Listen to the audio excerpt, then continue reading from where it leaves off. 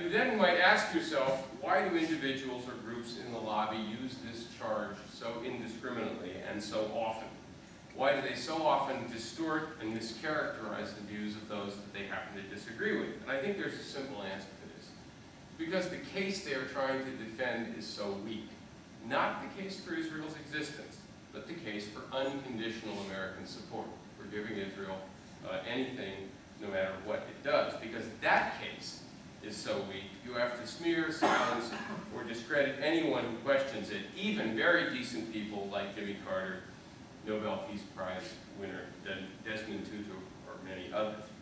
I just want to underscore this one more time. The reason this is done is really for three main reasons. First, this distracts people from the real issues at hand.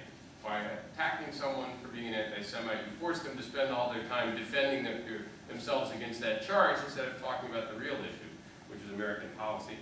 It deters people from saying anything critical, because who wants to be labeled with a smear like that? And finally, it marginalizes people in the public arena. Would any politician want to associate with someone who had been charged, even falsely, with being an anti-Semite? That's, of course, why people in my business, in the mainstream foreign policy community, rarely say anything critical of Israel. They know it could derail their careers. I might add, that's why you're not going to see me working for the Obama administration or any other one, even though, of course, I would welcome the opportunity to serve my country if I were asked. Bottom line here is there's very little serious discussion about American support for Israel in Washington, especially in Congress, even at a moment in history where it's obvious to almost everyone that America's position in the Middle East is not exactly in great shape, and yet we still can't have a particularly candid conversation about it, or at least it's very difficult. So now the question is the lobby's influence positive or negative? You might concede every point I've made about how it's a very powerful interest group, and then say, but on balance, the interest group's influence is quite positive. It's really causing the United States to do the right thing in the Middle East in ways that advance American interests and Israeli interests. We devote the second half of our book to laying out the case why that's not true. We look at American policy towards the Israeli-Palestinian conflict itself. We also look at the decision to invade Iraq in 2003, U.S. policy towards Syria, our policy during the 2006 war in Lebanon, and finally, our policy towards Iran. Now, I don't have time to talk about all of those, although I'd be happy to in response to questions. So I'm just going to focus on the first one, the Israeli-Palestinian conflict, and say a few quick words about that. How has the lobby shaped American policy, and has it been positive or negative?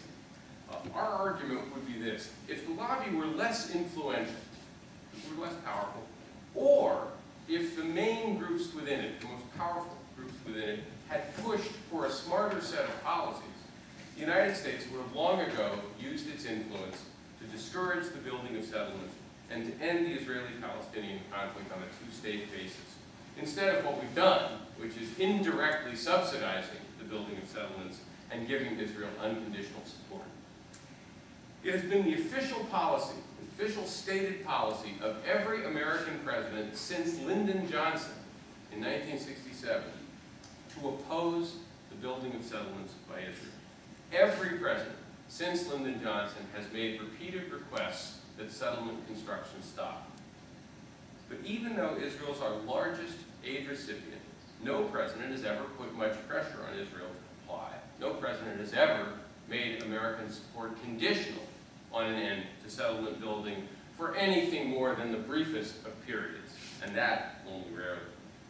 Now, what does that mean? Well, it means that, for example, during the Oslo process between 1993 and 2000, Israel confiscated 40,000 acres of Palestinian land, built 250 miles of connector and bypass roads on the West Bank, built 30 new settlements, and doubled the number of settlers in the occupied territories. This is in a period, by the way, remember, when they're supposedly negotiating a final peace deal. I might add, nothing has changed since the Oslo process collapsed. The number of settlers increased by about 70,000 since 2001. This policy is, needless to say, not good for the United States of America because it generates considerable anger and resentment in the Arab and Islamic world. This situation, in my view, is also deeply harmful to Israel as well. As many Israelis now realize, the settlement policy has been a disaster for Israel. It radicalized the Palestinian population, made Hamas more popular, cost billions of dollars, thousands of lives, and of course has created the possibility that Israel's Jewish population will one day be a minority in the land under its physical control. The United States would have been a better friend, a better ally to Israel had we stopped this process, but instead we enabled it, and mostly because American politicians didn't want to pay the political price for making American support conditional on an end to settlement building. And to see that clearly, I think all you have to do is look ahead, look down the road, see where we're headed, and look at the different options that now sit in front of us. And I think there are really only 4 possibilities. Option number 1, a 2-state solution more or less along the lines of the so-called Clinton parameters that were laid out in December 2000.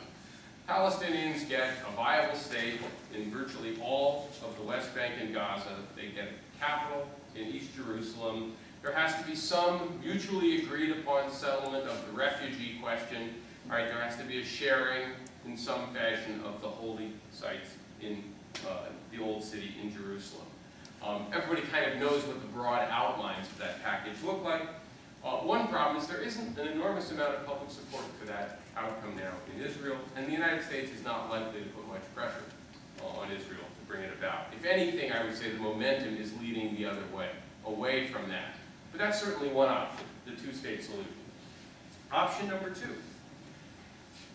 You keep Greater Israel, it remains one political community, but it becomes some sort of binational democracy in which Palestinian Arabs and Israeli Jews enjoy completely equal political rights.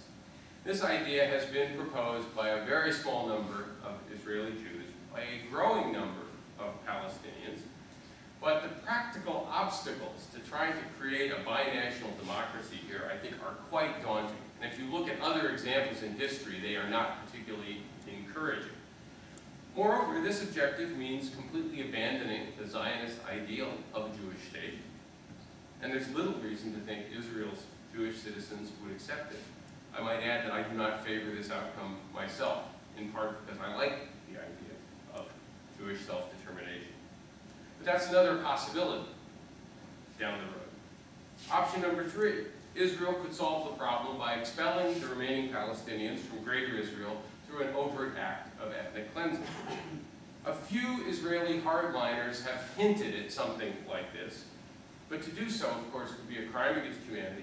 No true friend of Israel could ever endorse such a course of action. There are now about 5.2 million Palestinian Arabs in Greater Israel. They would surely resist, which means you would be launching a terrible bloodbath. But that is, of course, one other option. And finally, the last alternative is that Israel retains overall control of Greater Israel, but it allows the Palestinians some limited autonomy on some detached, semi-viable statelets, completely surrounded and controlled by Israel. This is, by the way, the declared intention of Israeli Prime Minister Benjamin Netanyahu. Now, Israelis and their American supporters often get very upset when Israel is compared to South Africa. But that is the future they are facing if they try to keep control of the West Bank, allow these Palestinian Bantustans to form, while of course keeping the Gazans locked up in their large open-air prison. And it was former Prime Minister Ehud Olmert who said as much when he warned a couple of years ago, if the 2-state solution collapses, Israel will face a South Africa-style struggle